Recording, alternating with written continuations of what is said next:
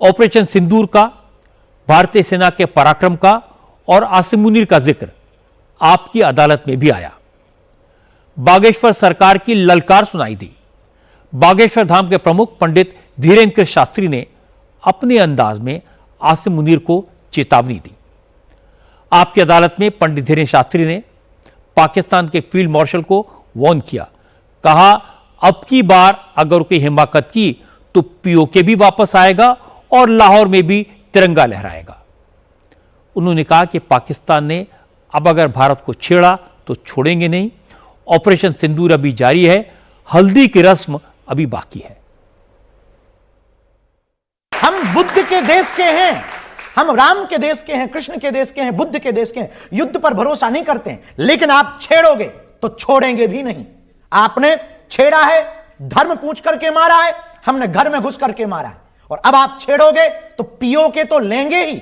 ये तो ऑपरेशन सिंदूर था, अभी मेहंदी रस्म बाकी है, हल्दी बाकी है।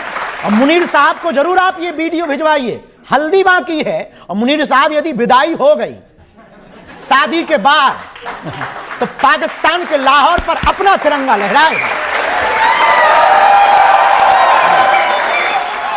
बागेश्वर धाम के प्रमुख पंडित धीरेन्द्र शास्त्री ने ऑपरेशन सिंदूर और ऑपरेशन महादेव के नाम को हिंदुत्व का नाम बताने वालों पर करारा प्रहार किया।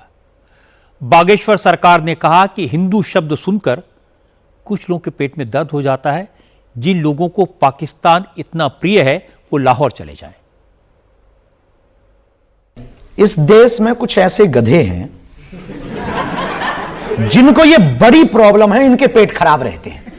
कभी बाबा बागेश्वर के नाम पे रहते, कभी गुच्ची चश्मा के नाम पे रहते, कभी आर्मी के नाम पे रहते, कभी ऑपरेशन सिंदूर के नाम पे, कभी ऑपरेशन महादेव के नाम पे। उन्होंने सिंदूर उजाड़ा, अपन ने सिंदूर ऑपरेशन नाम दिया। कोई गलत बात। इस देश में पहले पढ़ाया जाता था गा से गणेश। कुछ लोगों का पेट दर्द हुआ, बोले ये सांप्रदायिकता है, गा से गधा पढ़ाओ। अब गा से गणेश पढ़ाने की बजाय गधा पढ़ा रहे हैं तो बच्चे भी गधे ही कुछ हो रहे हैं। जो गा से गधा पढ़ रहे हैं ये वही कह रहे हैं ऑपरेशन सिंदूर नाम ना रखो। तो हमने ये तो समझ लिया है कि ये कुछ लोगों का पेट दर्द है, ऐसे लोगों को बहुत ही जल्दी लाहौर शिफ्ट हो जाना चाहिए।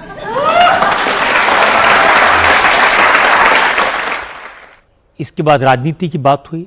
मैंने धीरेन्द्र शास्त्री से पूछा वो चुनाव के मौसम में बिहार क्यों जाते हैं, क्या वो राजनीति को प्रभावित करना चाहते हैं।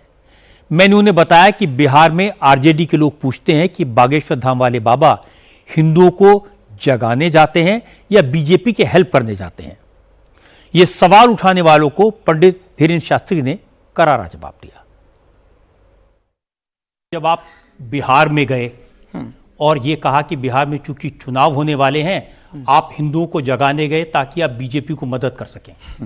हम तो अभी युगांडा गए थे। कुछ भी ना, हम कुछ भी बोल देते लोग। बस इस देश में यही सबसे बड़ी दिक्कत है, 30 मिनट की फिल्म को 3 सेकंड की रील में ही खत्म कर देते हैं। सबसे बड़ी दिक्कत है। अब युगांडा में तो कोई चुनाव नहीं था भैया, है? हम अभी महाराष्ट्र जा रहे हैं, अब वहां तो चुनाव हो गए। अब वहां पर जब आप गए थे तेजस्वी यादव ने कहा था कि हम घुसने नहीं देंगे ऐसे बाबा को। अपने देश में नहीं घुस पाएंगे तो कहां घुसेंगे, पाकिस्तान घुसेंगे।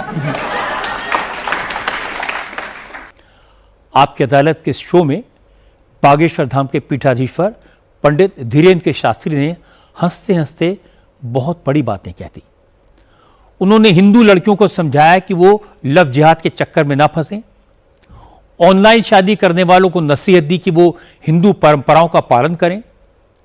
पंडित धीरेन्द्र शास्त्री ने कहा कि वो हिंदुओं के लिए, सनातन के लिए मरते दम तक लड़ेंगे, चाहे उनकी जितनी भी आलोचना हो वो पीछे नहीं हटेंगे।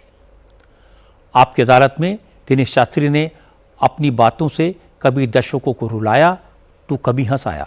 ये पूरा एपिसोड आप देख सकेंगे कल रात 10 बजे। मैं आमंत्रित कर रहा हूं पंडित धीरेन्द्र कृष्ण शास्त्री को। आप कहते हैं कि भारत बटा, हिंदू घटा, हिंदू डर गया, हिंदू को डराया जा रहा है। डराते नहीं है, जगाते हैं। हम हिंदुओं को बचाना चाहते। 6 राज्यों में अल्पसंख्यक हो गए हिंदू, बेटियों को काटा जा रहा। हमें अपने ही देश में, अपने ही राम के राज्य में, अपने ही राष्ट्र में राम की लड़ाई के लिए 500 साल लड़ना पड़ा। हम पर आरोप लगाए जाते हैं कि बाबा अमीर है, हम पर आरोप लगाए जाते हैं, बाबा ऐसा है वैसा है, बाबा तो फलानी पार्टी का है, हम पर आरोप लगाए जाते हैं, धमकियां दी जाती हैं, परिवार नहीं हमारा निकल पाया। इतना सह करके भी हमने मुस्कुराहट नहीं छोड़ी। लेकिन एक बात हम कहते हैं, आई एम फाइटर, मरते दम तक हम लड़ेंगे हिंदुओं के लिए। मैं इस देश में सिपाही बन करके आया हूं हिंदुत्व के लिए, मरते दम तक लड़ूंगा।